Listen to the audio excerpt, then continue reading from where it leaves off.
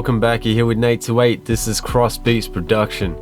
So sorry for not having a video for the last week or so. I've actually come down with the flu, which really annoyed me because I just wanted to get into doing some more of these tutorials.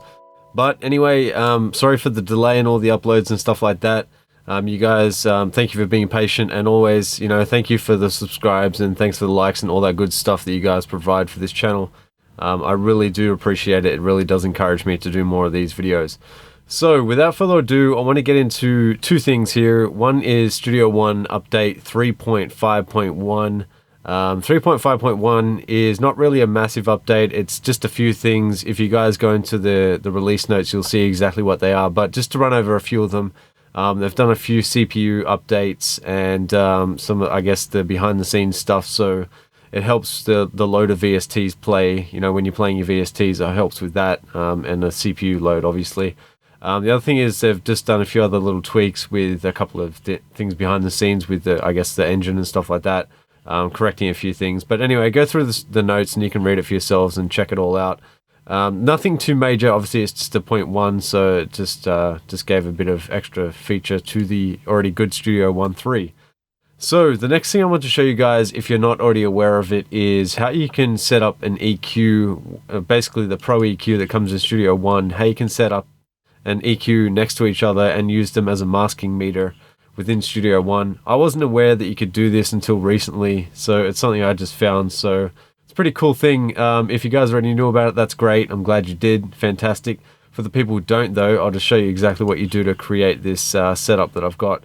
So I'll just play this beat and I'll just show you the two EQs that I've got set up here. One is for a kick, so the kick that's playing in this track, and the other one is for the bass. So obviously if you're using kick and bass and you're trying to EQ them and figure out where they should sit in the mix, at least visually, this gives you a good guide to be able to check this out.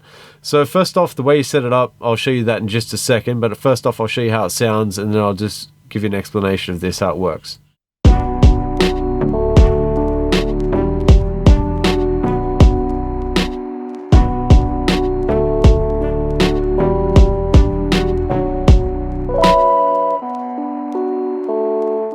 Alright, sweet. So basically what this is, it's the kick that's being played here on the left, and this is the bass track, the EQ for the bass track at least anyway.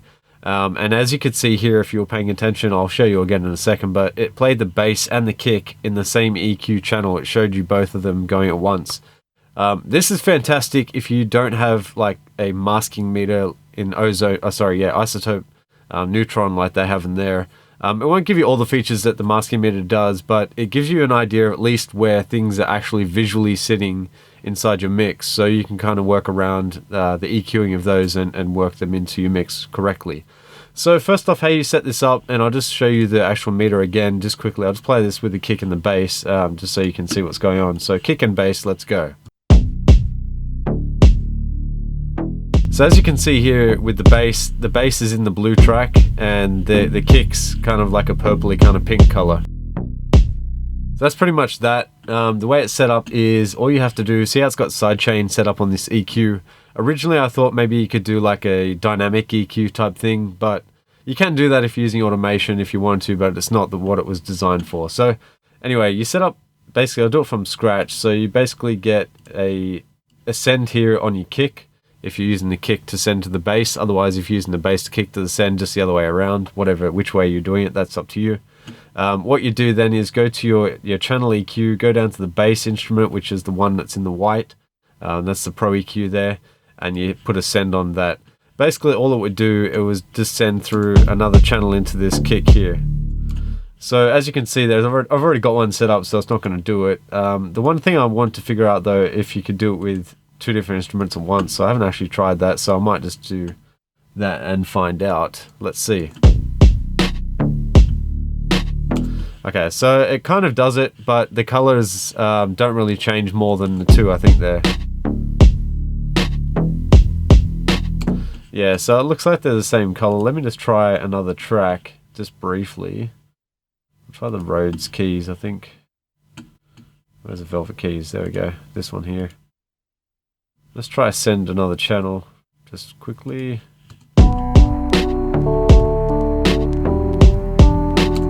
Yeah, okay. So you can basically only do two at one time, which allows you to at least, you know, if you're looking at two different instruments at once, you can see where they're at. Like they can do more instruments at once, but it starts to fill up, and it's hard to diagnose where what is and what's going on.